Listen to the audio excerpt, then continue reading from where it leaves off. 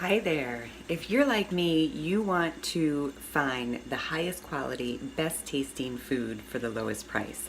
That's why in the summer, I frequently either pick or buy berries or fruit in excess and then I freeze them for the winter.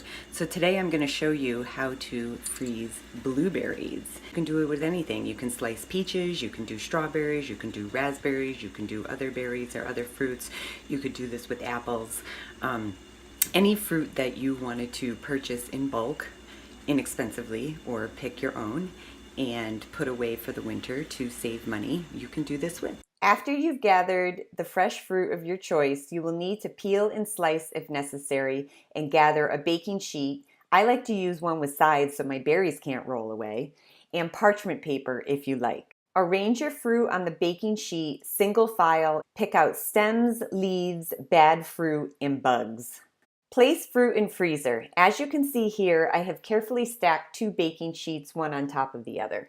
Let the fruit freeze for several hours. It may be tempting to take them out sooner, but you really want to get your fruit nice and frozen so that it doesn't stick together when in the bag. This baking sheet fits perfectly into a 2-gallon bag, which helps prevent spillage when transferring.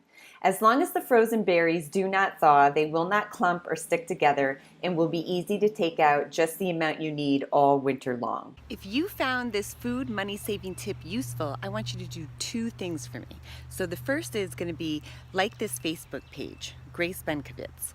And the second thing is leave a comment below and let me know what your best food money saving hack is. Ciao!